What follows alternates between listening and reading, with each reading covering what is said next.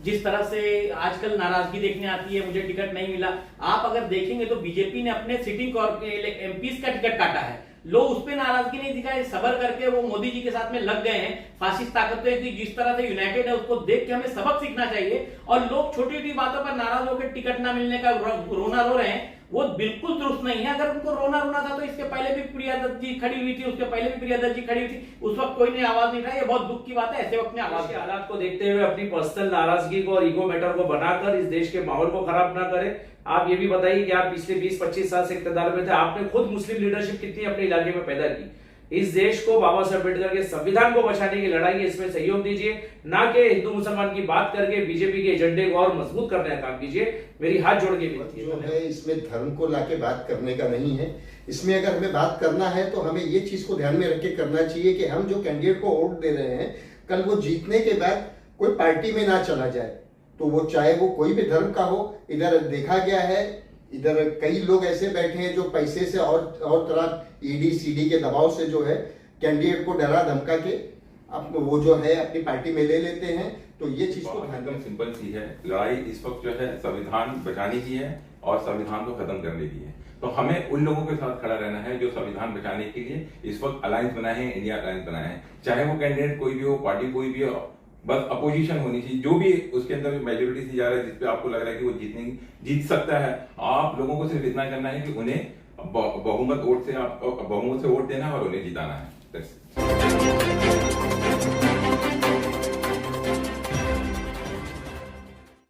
जैसा कि देखा जा रहा है महाराष्ट्र की राजनीति को लेकर, तो 48 सीटों की बंटवारे को लेकर के एक भी सीट मुसलमान को नहीं दी गई है। तो इसके ऊपर सोशल मीडिया पे काफी नाराजगी दिख रही है। तो इसके ऊपर आप लोगों का क्या कहना है? मैंने भी काफी सोशल मीडिया पे इस तरह की पोस्ट देखी है जिसमें माइनॉरिटीज की तरफ से नाराजगी का इजहार किया जा रहा है कि 48 सीटों में एक भी सीटें कांग्रेस ने नहीं दी है। तो ये बहुत दुख की बात है कि सब जिस तरह कांग्रेस कहती है कि भाई जिसकी जितनी हिस्सेदारी उसकी उतनी भागीदारी, तो उस पर एक आध टिकट तो मिलना चाहिए था। मगर चलिए, मेरे अंदाज से ये कोई बहुत बड़ा इश्यू नहीं है।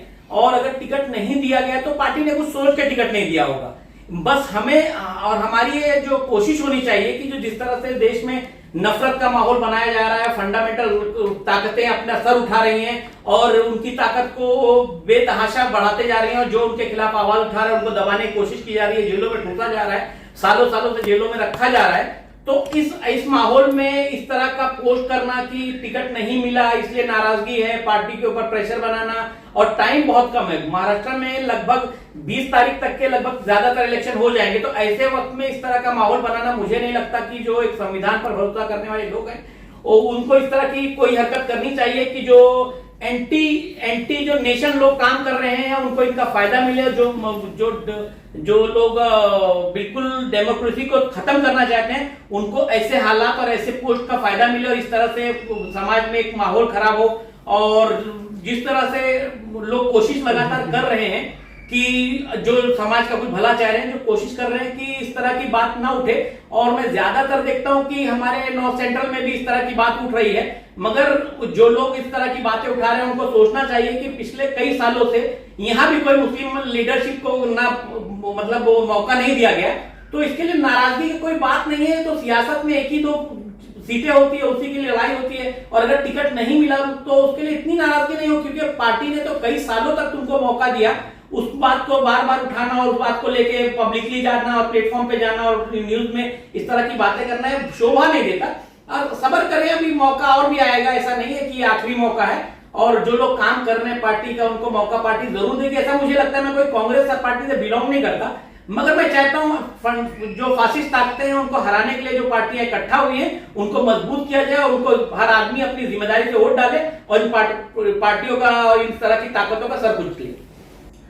आज मैं आपको थोड़ा सा इस पे पीछे लेके जाना चाहता हूं। एक सभा के अंदर कुछ दिनों पहले माननीय प्रधानमंत्री नरेंद्र मोदी जी ने एक वाक्य का जिक्र किया। उन्होंने कहा कि मनमोहन सिंह जी ने संसाधनों पर सबसे पहले हक मुसलमानों का बताया था और वो आप लोगों से चीजें छीन कर मुसलमानों को बांट देंगे, और मुसलमानों का जिक्र किया। उसके अंदर उन्होंने इसमें ये कहा कि घुसपैठियों का जिक्र किया। और आज उसी तरह की मानसिकता रखने वाली ये चीजें हमको दूसरी तरफ से भी सुनने में आ रही है। आज ये देश की बात है, आज ये बात किसी उत्तर मध्य मुंबई की महाराष्ट्र की नहीं है, आज ये देश की बात है। जो आग लगी हुई है, देश पे आग लगी हुई है। जब हमारे घर में आग लगी होती है तो हम उसको बुझाने की कोशिश करते हैं। हम ये नहीं फैसला करते कि किसका आंगन होगा, किसका बैक साइड होगा, किसका बेडरूम होगा। आज सवाल इस देश का है, क्या उद्धव बालासाहेब ठाकरे मुसलमान है, उनको क्यों गद्दी से हटाया गया? क्या रवीश कुमार मुसलमान है, आज उनको उनके चैनल से निकाला गया? क्या अरविंद केजरीवाल, मनीष सिसोदिया, संजय सिंह मुसलमान थे, उनको आज जेल के अंदर है?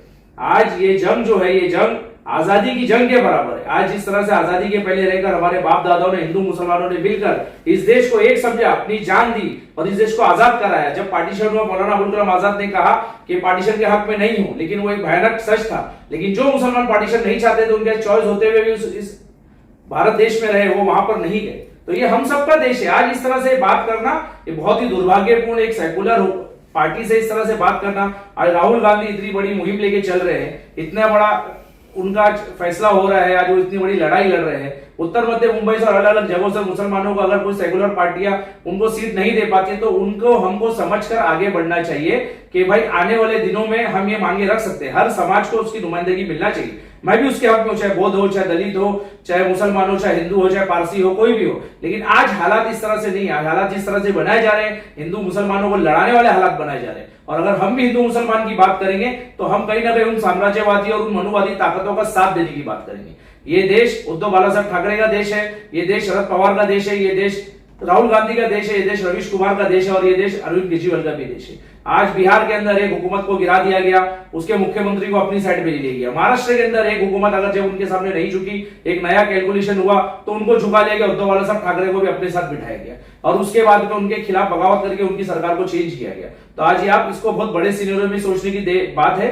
आज हमको हिंदू, मुसलमान, सिख, दलित से ऊपर आकर देश के बारे में सोचने की बात है। ये देश हमारा है, अगर ये देश बचेगा तब इसके अंदर रहने वाले हिंदू, मुसलमान, सिख, ईसाई बचेंगे। अगर ये देश ही नहीं बचेगा, जिस तरह से आप सोचिए अदानी अंबानी की हुकूमत चल रही है इस देश के अंदर, आप ये सोचिए रेलवे बिक रही है, हर चीज बेची जा रही है, एयर इंडिया बिक रहा है, हर तरह से सब चीजें बेची जा रही है। कुछ अपने खास दोस्तों को खुश रखने के लिए सरकार तमाम तर चीजों को बेचने पे आमादा है और कहीं कोई सुनवाई नहीं। आपने कभी ये सोचा था इतने बड़े ओहदे पर फाइज रहने वाले प्रधानमंत्री इस देश के इस तरह से बात करेंगे? आज हमने जवाहरलाल नेहरू, इंदिरा गांधी, मोरारजी देसाई, मनमोहन सिंह, अटल बिहारी वाजपेयी, राजीव गांधी, ऐसे कई प्रधानमंत्री देखे। हर एक की अपनी अपनी सोच थी, लेकिन उस सोच में एक कॉमन चीज थी, सब अलग अलग विचारधारा से आते थे, लेकिन एक विचारधारा सबकी थी, वो थी भारतीय होने की विचारधारा, वो सेकुलर होने की विचारधारा, वो इस देश के लोकतंत्र पर भरोसा रखने की विचारधारा। लेकिन आज हिंदुओं को अलग देखा जाता है, मुसलमानों को अलग देखा जाता है, कोई दाढ़ी वाला कहीं आता है तो उसको अलग नजरों से देखा जाता है। तो मेरी हाथ जोड़ के विनती है, इस समय पर सिर्फ और सिर्फ देश को बचाने की लड़ाई में आप योगदान दीजिए, घरों से निकलिए, ज्यादा से ज्यादा मतदान कीजिए और ऐसी ताकतों को अपने जमीन पर गिराने का काम कीजिए।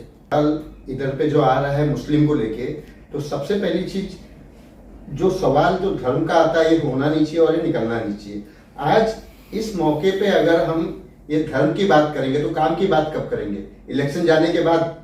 तो यहाँ पे अफसोस तो है कि कांग्रेस ने 48 सीट पे एक मुसलमान कैंडिडेट नहीं दिया है, ये अफसोस की बात है। लेकिन यहाँ पे हमको मुसलमान या हिंदू देख के वोट नहीं करना है, हमारा काम कौन कर सकता है, हमारे समाज को कौन आगे लेके जा सकता है, हमें एजुकेशन के लिए हमारे बच्चों को कौन एजुकेट कर सकता है, हमें कौन अच्छी हेल्प दे सकता है। और बहुत सी चीजें हैं जो आप ये खुद देखिए कि आपकी लाइफ में क्या प्रॉब्लम है, आपकी इनकम प्रॉब्लम है, आपकी हेल्थ प्रॉब्लम है, आपकी एजुकेशन प्रॉब्लम है, इस पे बात होनी चाहिए। जैसे कि बात हो रही है नॉर्थ सेंट्रल के अंदर, हमारे एक नेता ने बात की कि मैं कैंपेनिंग में, स्टार कैंपेनिंग में नहीं रहूंगा। ये उनका एक पर्सनल दुख है, उसको एक पर्सनल दुख को आप एक सियासत में ना लेके आए। उनको तकलीफ है क्योंकि उन्होंने मेहनत की है। लेकिन बात यहाँ पे अगर आती है, अगर एक हिंदू कैंडिडेट अगर जीतता है तो वो क्या सिर्फ हिंदुओं का काम करेगा? एक मुस्लिम कैंडिडेट अगर जीतता तो क्या सिर्फ वो मुसलमान का काम करेगा? नहीं, हमें वो कैंडिडेट को लाना चाहिए जो कौम का काम करे, समाज का काम करे, ना कि अपने धर्म का काम करे। तो बस मेरी आप लोगों से यही रिक्वेस्ट है कि ये चीजों को ज्यादा ना बढ़ाए, ज्यादा से ज्यादा बटन को दबाए कि जो 5 किलो राशन के लिए हमें लाइन ना लगाना पड़े। बस ये चीज का ध्यान रखें। यही कहते हुए मैं अपनी बात को खत्म करता हूँ। मसाइल को हमें जो है समझने की, अंडरस्टैंड करने की जरूरत है। ये तो बात जो है दुख की है कि 48 सीट है महाराष्ट्र के अंदर और मुसलमानों को एक भी सीट नहीं दी गई। और जहां तक मैं समझता हूँ, मेरा मानना है कि कांग्रेस से मुसलमानों का उम्मीदवार ना खड़ा होना या कांग्रेस का मुसलमानों को सीट ना देना, ये दिक्कत, ये शिकायत मुसलमानों को हमेशा रहती है, चाहे वो महाराष्ट्र से हो या कहीं और से। जितनी हिस्सेदारी है उतनी भागीदारी नहीं मिलती है। खैर, लेकिन ये इलेक्शन जो है, ये मुद्दा अलग है। ये इलेक्शन जो है सब डिफरेंट है। इसकी जो ये इलेक्शन की जो कैंपेनिंग है वो भी बहुत अलग है। मैं आपको बताना चाहता हूं कि भाजपा के, बीजेपी के 4 ऐसे कैंडिडेट हैं जिन्होंने पब्लिक मंच से ओपनली ये कहा है कि अगर 400 सीट हमें मिल जाती है, हम 400 सीट बहुमत से ले आते हैं, तो हम संविधान को बदल देंगे। मैं आपको बता देता हूं कि वो 4 कैंडिडेट कौन है। वो 4 कैंडिडेट हैं अनंत हेगड़े, ज्योति, लालू सिंह और अरुण गोविल। तो ये लड़ाई जो है, ये नॉर्मल इलेक्शन की नहीं है। हम नॉर्मली एज अ वोटर मैं अगर इसे देखता हूं, मैं इसे जो है समझने की कोशिश करता हूं, तो मुझे यही लगता है कि ये संविधान के मानने वालों की और एक तरफ संविधान को तोड़ने और उसे खत्म करने वालों के बीच की लड़ाई है। तो इस वक्त अगर हम इन चीजों के अंदर उलझ जाएं कि किसको टिकट मिली, किसको नहीं मिली, और किसको देना चाहिए था और किसको नहीं देना चाहिए ना, तो ये रूट हमारा पूरा चेंज हो जाएगा। और इससे फासिस्ट ताकतों को जो है ना, बहुत ज्यादा फासिस्ट ताकतें इससे उभरेंगी, उन्हें फायदा होगा। तो इस वक्त हमें ये नहीं देखना है कि कैंडिडेट कौन है, इस वक्त हम ये देखना है कि हम अपने संविधान को किस तरीके से बचा सकते हैं। हमारा लक्ष्य ये होना चाहिए कि हम उस ताकत को जो संविधान को खत्म करना चाहती है, उसे कैसे कमजोर कर सकते हैं, उसे अपने मत, अपने वोट, मैं फिर दोहरा रहा हूं कि अपने वोट, ये हमारी बहुत बड़ी ताकत है। एक आम इंसान ये सोचता है ना कि अरे मैं एक वोट से क्या कर सकता हूं, बहुत बड़ी ताकत है। आप अपने इस ताकत को समझने की कोशिश करिए। जिस तरीके से हम ईद मनाते हैं ना, दिवाली मनाते हैं, सेलिब्रेट करते हैं, एक सेकुलर कंट्री के अंदर वोटिंग वाला दिन जो है सेलिब्रेट किया जाता है वोट देकर। तो मैं अपनी बात यहां थोड़ी सी ये रखना चाहता हूं कि हमारी ये जिम्मेदारी है, हर घर के बड़े की, हर मोहल्ले की, हर मोहल्ले के लोगों की, जो मोहल्ले में जिनकी जो है चलती है या मोहल्ले में जिनकी थोड़ा पावर है, वो जिम्मेदारी ने, हर लोग जिम्मेदारी ने अपने की जितने वोट हैं सारे के सारे वोट, मैक्सिमम परसेंटेज जो है वोट का हम लोग यूटिलाइज करें, वोट पड़े, लोग जाए वोट करने के लिए, जिस तरीके से मुनासिब हो, जो भी मुनासिब हो, इसके अंदर वोटिंग के लिए जो है हम अपनी तरफ से करने की कोशिश करें, जैसे सीनियर सिटीजन वगैरह है एक्सेट्रा। ये एक इंपॉर्टेंट थिंग थी। तो हमें वोट जरूर देना है और वोट देकर जो है इन फासिस्ट ताकतों को हमें हराना है, जो अपना फन इस कदर जो है फैला चुके हैं, इस तरीके से बड़ा कर चुके हैं कि हर कदम पे संविधान को और संविधान के मानने वालों को, खास तौर माइनॉरिटी और मुसलमानों को हर लम्हे, हर कदम पर तकलीफ दे रहे हैं। जिस तरह से आजकल नाराजगी देखने आती है, मुझे टिकट नहीं मिला, आप अगर देखेंगे तो बीजेपी ने अपने सिटिंग एमपीज का टिकट काटा है। लोग उस पर नाराजगी नहीं दिखाए, सबर करके वो मोदी जी के साथ में लग गए हैं। फासिस्ट ताकतें की जिस तरह से यूनाइटेड है, उसको देख के हमें सबक सीखना चाहिए। और लोग छोटी छोटी बातों पर नाराज होकर टिकट ना मिलने का रोना रो रहे हैं, वो बिल्कुल दुरुस्त नहीं है। अगर उनको रोना था तो इसके पहले भी प्रिया दत्त जी खड़ी हुई थी, उसके पहले भी प्रिया दत्त जी खड़ी हुई थी, उस वक्त कोई ने आवाज नहीं उठाई। ये बहुत दुख की बात है, ऐसे वक्त में आवाज उठाना। देश के हालात को देखते हुए अपनी पर्सनल नाराजगी को और ईगो मैटर को बनाकर इस देश के माहौल को खराब ना करें। आप ये भी बताइए कि आप पिछले 20-25 साल से इक़्तिदार में थे, आपने खुद मुस्लिम लीडरशिप कितनी अपने इलाके में पैदा की। इस देश को बाबा साहब अम्बेडकर के संविधान को बचाने की लड़ाई है, इसमें सहयोग दीजिए, ना कि हिंदू मुसलमान की बात करके बीजेपी के एजेंडे को और मजबूत करने का काम कीजिए। मेरी हाथ जोड़ के विनती है। धन्यवाद। ये वक्त जो है इसमें धर्म को लाके बात करने का नहीं है। इसमें अगर हमें बात करना है तो हमें ये चीज को ध्यान में रख के करना चाहिए कि हम जो कैंडिडेट को वोट दे रहे हैं, कल वो जीतने के बाद कोई पार्टी में ना चला जाए, तो वो चाहे वो कोई भी धर्म का हो। इधर देखा गया है, इधर कई लोग ऐसे बैठे हैं जो पैसे से और तरह ईडी सीडी के दबाव से जो है कैंडिडेट को डरा धमका के वो जो है अपनी पार्टी में ले लेते हैं। तो ये चीज को ध्यान में रखना है। देखिए, बात एकदम सिंपल सी है। लड़ाई इस वक्त जो है संविधान बचाने की है और संविधान को खत्म करने की है। तो हमें उन लोगों के साथ खड़ा रहना है जो संविधान बचाने के लिए इस वक्त अलायंस बनाए हैं, इंडिया अलायंस बनाए हैं। चाहे वो कैंडिडेट कोई भी हो, पार्टी कोई भी हो, बस अपोजिशन होनी चाहिए। जो भी उसके अंदर मेजोरिटी से जा रहा है, जिसपे आपको लग रहा है कि वो जीत सकता है, आप लोगों को सिर्फ इतना करना है कि उन्हें बहुमत से वोट देना है और उन्हें जिताना है।